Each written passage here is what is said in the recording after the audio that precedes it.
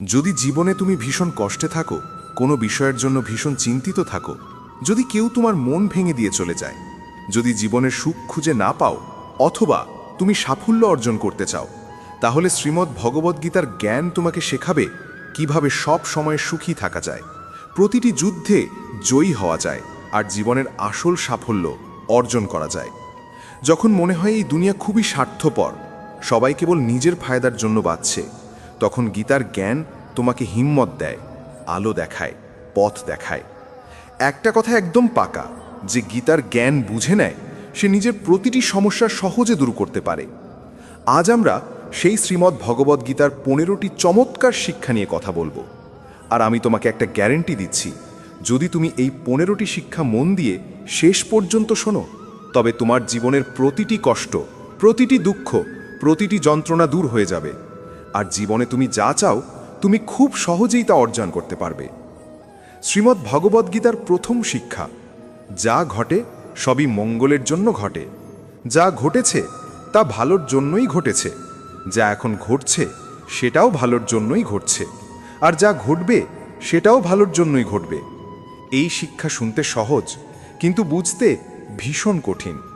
কারণ যখন জীবনে অন্যায় হয়, কেউ আমাদের কষ্ট দেয়, কোনো ব্যর্থতা আসে, তখন পুরো পৃথিবীটাই ভুল মনে হয়।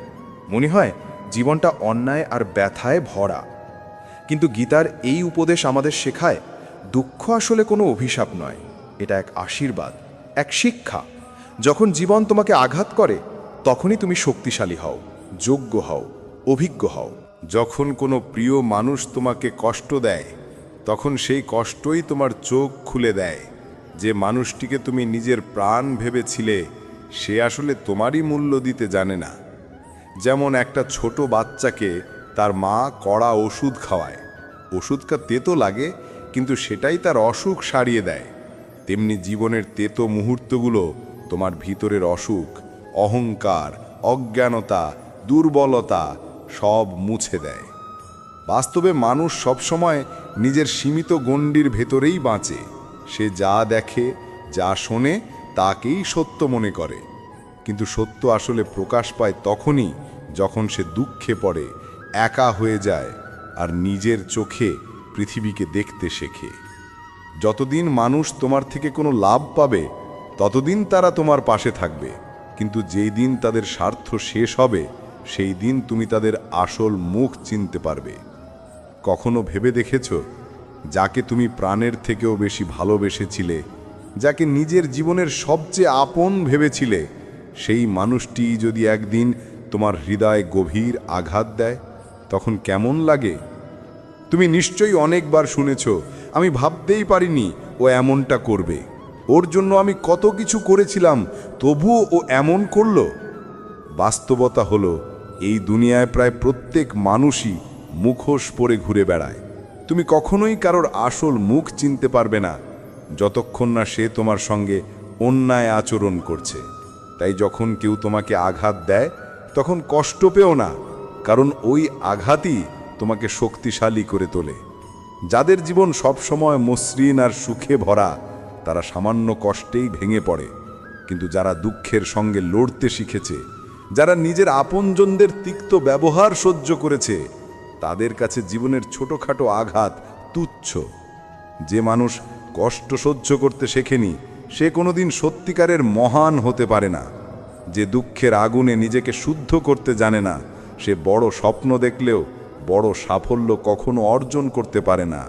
তাই জীবনে যখন কষ্ট আসে, যখন সময় তোমাকে ভেঙে দেয়, যখন মনে হয় ঈশ্বর তোমার প্রতি অন্যায় করছেন, তখন মনে রেখো, ঈশ্বর কিছু ভালোই ভাবছেন তোমার জন্য। তুমি জীবনের এক বড় মঞ্চে উঠতে যাচ্ছ, আর এই কঠিন সময় সেই মঞ্চের প্রস্তুতি মাত্র। শ্রীমদ্ ভগবদ্গীতার দ্বিতীয় শিক্ষা, বারবার কাউকে ক্ষমা করা তোমার জীবন নষ্ট করে দিতে পারে। মহাভারতের যুদ্ধ কেন হয়েছিল জানো? কারণ ছিল দুঃশাসন, দুঃখ আর অতিরিক্ত ক্ষমা। দুর্যোধন বারবার অন্যায় করেছিল, পাণ্ডবদের অপমান করেছিল, এমনকি তাদের মারারও চেষ্টা করেছিল। তবুও যুধিষ্ঠির প্রতিবারই তাকে ক্ষমা করে দিয়েছিল। আর সেই অতিরিক্ত ক্ষমার ফলেই মহাভারতের মতো ভয়ঙ্কর যুদ্ধ অবশ্যম্ভাবী হয়েছিল। তুমি যদি জীবনে একই ভুল করো, অর্থাৎ যাদের ভুল ক্ষমার যোগ্য নয় তাদের বারবার মাফ করে দাও, তবে তারা তোমাকে আঘাত করাকে নিজের অধিকার মনে করবে। তুমি ভাববে, ও হয়তো এবার বদলে যাবে, কিন্তু বাস্তব হলো তোমার ক্ষমা তাদের আরও নষ্ট করে দেয়। তারা তোমার ভালোবাসা, তোমার ধৈর্য, তোমার নরম মনকে তাদের সুবিধার জন্য ব্যবহার করে।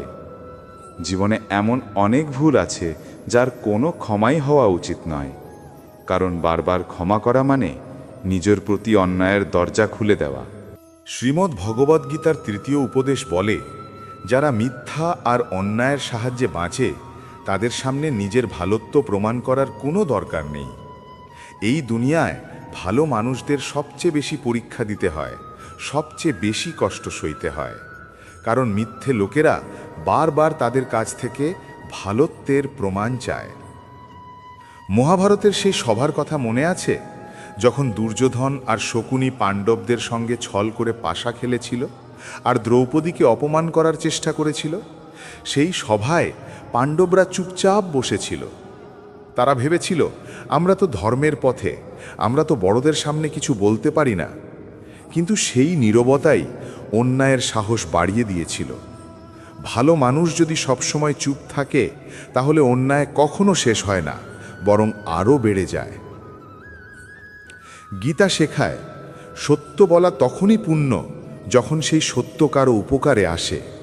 যদি তোমার মিথ্যে কারো মুখে হাসি ফোটায়, কারো মন ভালো করে, তবে সেই মিথ্যে পাপ নয়, সেই মিথ্যে এক প্রকার পুণ্য।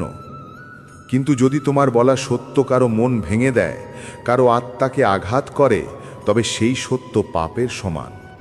তাই মনে রেখো, যে মানুষটি তোমার সঙ্গে বারবার ছল করে, যে তোমার ওপর আঘাত হানে, যে তোমার ভালোবাসার মূল্য দিতে জানে না, তাদের সামনে নিজের ভালোত্ব প্রমাণ করতে যেও না। শ্রীমদ্ ভগবদ্গীতার ৪র্থ উপদেশ হল, দুষ্ট মানুষকে যতই ভালোবাসো, যতই ভালো করো, সে একদিন তোমাকে আঘাত করবেই। তুমি নিশ্চয়ই শুনেছ, খারাপ মানুষ তার স্বভাব কখনো বদলায় না।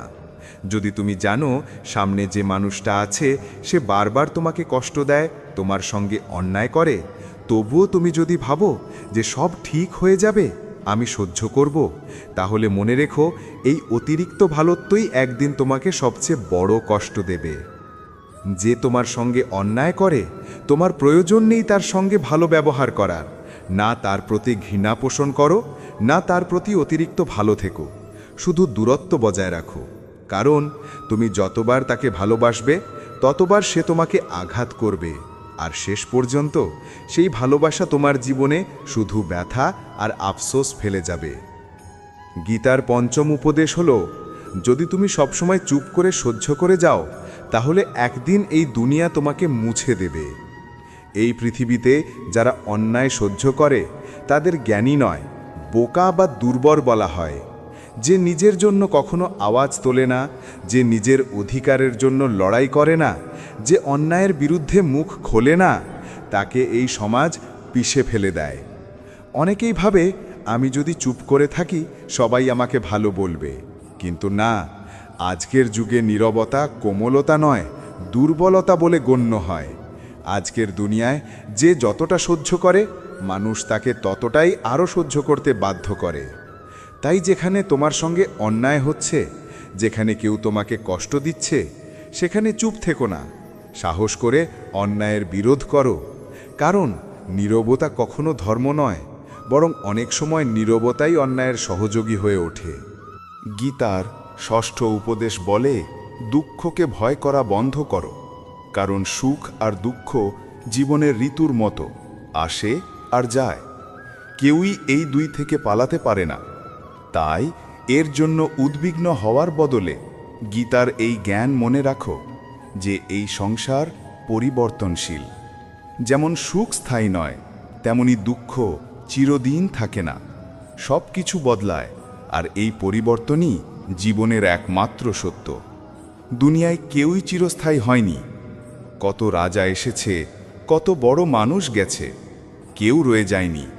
তাহলে দুঃখ নিয়ে কাঁদছ কেন? সুখ নিয়ে গর্ব করছো কেন? দুটোই তো সাময়িক। তুমি না সুখ থামাতে পারবে, না দুঃখ থেকে পালাতে পারবে। তুমি শুধু বুঝতে পারবে যে এই সব কিছু তোমার নিয়ন্ত্রণে নয়। যে এই সত্য বুঝে নেয় সে কখনো দুঃখে ভেঙে পড়ে না, কারণ সে জানে যা এসেছে তা একদিন চলে যাবে।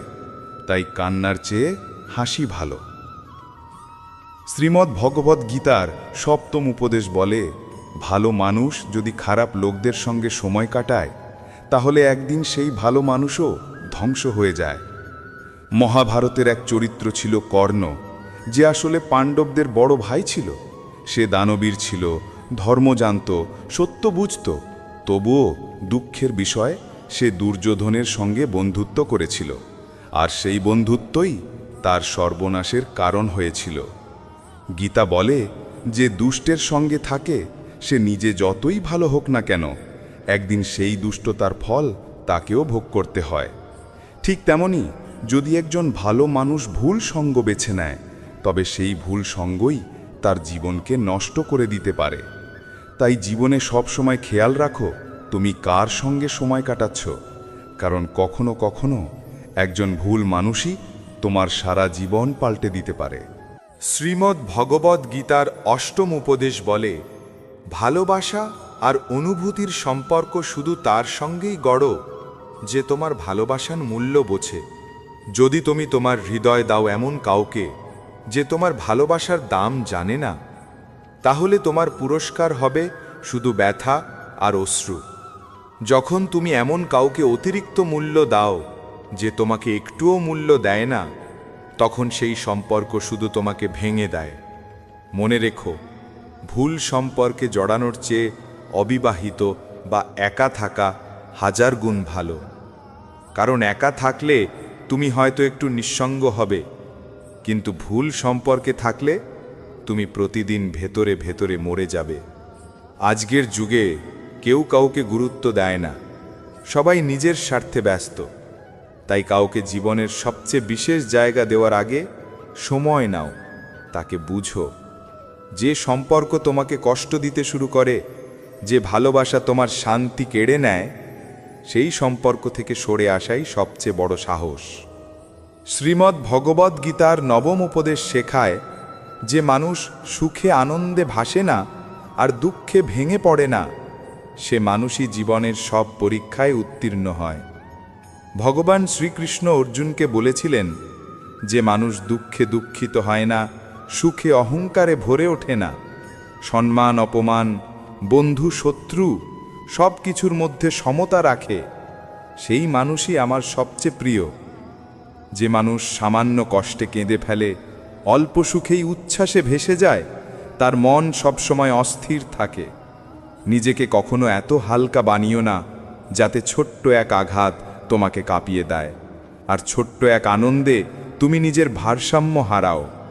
গীতা শেখায়, স্থিতধীর হও, ভারসাম্য রাখো। সুখে যেমন নম্র, দুঃখে তেমন দৃঢ়। এই রকম মানুষকেই দুনিয়া শ্রদ্ধা করে আর ভগবানও ভালোবাসেন। যে মানুষ সুখে মেতে ওঠে না আর দুঃখে ভেঙে পড়ে না, সেই জীবনের আসল যোদ্ধা। যখনই জীবনে সুখ বা দুঃখ আসে, একজন সত্যিকারের বুদ্ধিমান মানুষ কখনো ভয় পায় না। সে জানে সব কিছু সময়ের নিয়তি, সময়ের প্রবাহ। যেমন ঋতু আসে আর যায়, তেমনি সুখ দুঃখও আসে আর কেটে যায়। শ্রীকৃষ্ণ অর্জুনকে বলেছিলেন, অর্জুন, তুই সমতা ধারণ কর, মনকে স্থির কর, কারণ যার মন স্থির তার জীবন ধীর। জীবনে ঝড় আসবেই, কষ্টও আসবে, কিন্তু যার ভেতরে শান্তি আছে সে কখনো ভেঙে পড়ে না। সে প্রতিটি সমস্যা বুঝে তার সমাধান খোঁজে আর জীবনের পথে এগিয়ে চলে। তাই কৃষ্ণের এই বাণী মনে রেখো, যার মন স্থির তার জীবন ধীর। শ্রীমদ্ ভগবদ্ গীতার দশম উপদেশ, যে মানুষ নিজের কর্তব্য আর কর্মকে জ্ঞান আর বুদ্ধি দিয়ে সম্পন্ন করে না, তার জীবনে সুখ নয় বরং কষ্ট আর ব্যর্থতাই আসে। অর্জুন একসময় কৃষ্ণকে বলেছিল, হে কৃষ্ণ, আমি এই যুদ্ধ করতে চাই না, এত মানুষ মরবে, এত রক্ত ঝরবে, তার চেয়ে আমি সন্ন্যাসী হয়ে ভিক্ষা করে খাই। তখন শ্রীকৃষ্ণ শান্তভাবে বলেছিলেন, অর্জুন, এটা তোমার ধর্ম, তুমি ক্ষত্রিয়, তোমার কর্তব্য হল অধর্মের বিরুদ্ধে লড়াই করা। যখন পৃথিবীতে অন্যায় বাড়ে তখন ন্যায় রক্ষার জন্য যুদ্ধ করাই সত্য ধর্ম। তেমনি কেউ যদি নিজের কর্তব্য ফেলে অন্য পথে চলে, তাহলে সেখানে তাকে সাফল্য নয়, বরং পরাজয় পেতে হয়। অনেকে বলে, আমি তো অনেক পরিশ্রম করি, তবুও জীবনে সফল হতে পারি না। কিন্তু আসল প্রশ্ন হলো, তুমি কি ঠিক জায়গায় পরিশ্রম করছো? তুমি কি নিজের কর্তব্য চিনতে পেরেছ? শ্রীকৃষ্ণ তাই গীতায় বলেন, অর্জুন, নিজের কর্তব্য চিনে নাও, নিজের ধর্মে দৃঢ় থেকো। কারণ অন্যের ধর্মে সাফল্য অর্জনের চেয়ে নিজের ধর্মে ব্যর্থ হওয়াই শ্রেয়। শ্রীমদ্ ভগবদ্ গীতার 11তম উপদেশ। শ্রীকৃষ্ণ বলেন, পত্রম পুষ্পম ফলম তোয়াম ইয়ো মে ভক্ত্যা প্রয়চ্ছতি। অর্থাৎ, যে কেউ যদি আমাকে একটি পাতা, একটি ফুল, একটি ফল বা এক ফোঁটা জলও দেয়, কিন্তু দেয় সত্যিকারের ভক্তি ও প্রেম দিয়ে, আমি তা আনন্দের সঙ্গে গ্রহণ করি। তুমি মন্দির বানিয়ে দাও, হাজার ফুল চড়াও, কিন্তু যদি হৃদয় প্রেম না থাকে, তাহলে সেই পূজা শুধু দেখানোর জন্য। ভগবান বলেন, আমার সামনে কোনো সাজসজ্জা, কোনো অভিনয়, কোনো ভান দরকার নেই। শুধু আমায় ভালোবাসো, আমি তোমার কাছে নিজে থেকে চলে আসব। এই শিক্ষা শুধু ধর্মের নয়, জীবনেরও। মানুষকেও ঠিক এভাবেই ভালোবাসো, দেখানোর জন্য নয়, বরং মনের সত্যতা দিয়ে। শ্রীমদ্ ভগবদ্গীতার 12তম উপদেশ হল, ভগবান শ্রীকৃষ্ণ বলেন, যে মানুষ আমার প্রতি অটল বিশ্বাস রাখে, আমি তার জীবন থেকে কখনো মুখ ফিরিয়ে নিই না। যখনই তার জীবনে অন্ধকার নামে, আমি কোনো না কোনো রূপে এসে তার রক্ষা করি। শুধু একবার বিশ্বাস করে দেখো, আমি সর্বদা তোমার পাশে থাকব। এখন শোনো মহাভারতের যুদ্ধক্ষেত্রের এক অমর কাহিনী। যুদ্ধ তখন চুঙ্গে, কুরুক্ষেত্রের মাটিতে রক্ত আর তলোয়ারের ঝলক। দুর্যোধন হঠাৎ দেখতে পেল ভীষ্ম পিতামহ পাণ্ডবদের ওপর আঘাত করছেন না। রাগে ফেটে পড়ে সে। ভীষ্ম পিতামহের কাছে গিয়ে বলল, পিতামহ, আপনি তো আমাদের পক্ষ থেকে যুদ্ধ করছেন, কিন্তু আপনার মন তো পাণ্ডবদের দিকে। আপনি আমাদের জয় চান না? আপনার মধ্যে কোনো ন্যায় নেই? এই কথা শুনে ভীষ্ম পিতামহের চোখ লাল হয়ে উঠল। তিনি গর্জে উঠলেন, আমার নিষ্ঠা হস্তিনাপুরের জন্য। আমি এই রাজ্যের সেবায় সারা জীবন কাটিয়েছি। তুমি আমার নিষ্ঠা নিয়ে সন্দেহ করছো? তাহলে শুনে রাখো, আমি আজ প্রতিজ্ঞা করছি, আগামীকাল সূর্যাস্তের আগে হয় অর্জুন বাঁচবে, নয় আমি। এই প্রতিজ্ঞার কথা যখন শ্রীকৃষ্ণ শুনলেন, তখন তার মন অস্থির হয়ে গেল। কারণ ভীষ্ম একবার যা বলেন তা পালন করেই থামেন। কৃষ্ণ সারা রাজপ্রাসাদে অর্জুনকে খুঁজতে লাগলেন। শেষে দেখলেন অর্জুন নিজের কক্ষে শান্তিতে ঘুমাচ্ছে। কৃষ্ণ বললেন, অর্জুন, ভীষ্ম পিতামহ প্রতিজ্ঞা করেছেন, কাল সূর্যাস্তের আগে হয় তুমি বাঁচবে, নয় সে। এমন ভয়ঙ্কর মুহূর্তের আগেও তুমি এত নিশ্চিন্তে ঘুমিয়ে আছো? অর্জুন হেসে বলল, হে কেশব, আমি জানি ভীষ্ম পিতামহের প্রতিজ্ঞা ভাঙে না, কিন্তু তুমি যখন আমার সঙ্গে আছো, তখন এক ভীষ্ম নয়, হাজার ভীষ্ম আমার সামনে এলেও তারা এক চুলও আমাকে ছুঁতে পারবে না। এবং ঠিক তাই হলো। পরের দিন যুদ্ধক্ষেত্রে ভীষ্ম পিতামহের পতন হলো, অর্জুন জয়লাভ করল। শ্রীমদ্ ভগবদ্গীতার 13তম উপদেশ হল, ভগবান শ্রীকৃষ্ণ বলেন, অহংকার আর ক্রোধ এমন দুটি দানব, যারা শুধু একজন মানুষকেই নয়, পুরো পরিবার, প্রতিটা সম্পর্ক, এমনকি গোটা দেশকেও ধ্বংস করে দিতে পারে। একজন অহংকারী মানুষ নিজের আমিকে জিততে দিতে গিয়ে সব কিছু হারিয়ে ফেলে।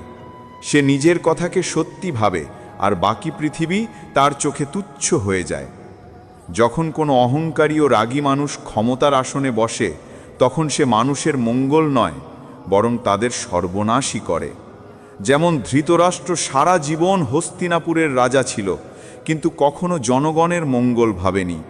আর দুর্যোধন রাজ্যের যুবরাজ হয়েও কখনো ভালো কাজ করেনি, শুধু নিজের অহংকার পূরণের জন্য অন্যের ক্ষতি করেছে, অন্যকে কষ্ট দিয়েছে। তাই কৃষ্ণ বলেন, কোনো সম্পর্ক, কোনো সংসার, কোনো রাজ্য অহংকার বা ক্রোধে টেকে না, ওগুলো টেকে থাকে শুধু ভালোবাসায়। যে সম্পর্কে অহংকার ঢোকে সেই সম্পর্ক একদিন না একদিন ভেঙে যায়, আর যে সম্পর্কে প্রেম থাকে সেই সম্পর্ক কখনো মরে না, চিরজীবী হয়ে থাকে। শ্রীমদ্ ভগবদ্গীতার 14তম উপদেশ, এই পৃথিবীতে পরমাত্মা ছাড়া কেউই নিজের নয়। যে মানুষ আজ তোমার পাশে আছে, কাল হয়তো থাকবে না, কিন্তু যখন সব দরজা বন্ধ হয়ে যায় তখন ঈশ্বরের দিকে যাওয়ার পথই খোলা থাকে। মানুষ যখন ভাবে সব শেষ আর কোনো আশা নেই, ঠিক তখনই ঈশ্বর এমন এক নতুন পথ খুলে দেন, যে পথের কথা তুমি কল্পনাও করনি। তুমি যদি সারা দুনিয়া হারাও, কোনো সমস্যা নেই, কিন্তু ঈশ্বরের প্রতি বিশ্বাস হারিও না, কারণ সেই বিশ্বাসই তোমাকে নিজ থেকে তুলে শিখরে পৌঁছে দেবে। শ্রীমদ্ ভগবদ্গীতার 15তম উপদেশ, যেমন কর্ম তেমন ফল। ভগবান শ্রীকৃষ্ণের এই বাণী চিরন্তন। যে যেমন কাজ করবে সে ঠিক তেমন ফলই ভোগ করবে, এটাই সময়ের আইন। যারা অন্যকে কাঁদিয়ে হাসে, অন্যকে কষ্ট দিয়ে সুখ পায়, বিশ্বাস রাখো একদিন সেই চোখের জল তার নিজের চোখ দিয়েই ঝরবে। হয়তো কিছুদিন সে আনন্দ করবে, কিন্তু সময় বদলালে তার প্রতিটা অন্যায়, প্রতিটা পাপ তার নিজের জীবনে ফিরে আসবে। অবশ্যমেভা ভুক্তব্যম কৃতং কর্ম শুভাশুভম। অর্থাৎ যে কাজই করো, ভালো বা মন্দ, তার ফল তোমাকে ভোগ করতেই হবে। কেউ যতই চালাক হোক না কেন, নিজের কর্মফল থেকে কেউ পালাতে পারে না। তাই গীতা শেখায়, যে মানুষ প্রতিদিন এই 15টি শিক্ষা শোনে, বোঝে এবং জীবনে ধারণ করে, সে জীবনের প্রতিটা লড়াইয়ে জয়ী হয় আর প্রতিটা দুঃখকে হাসি মুখে পার করে যায়।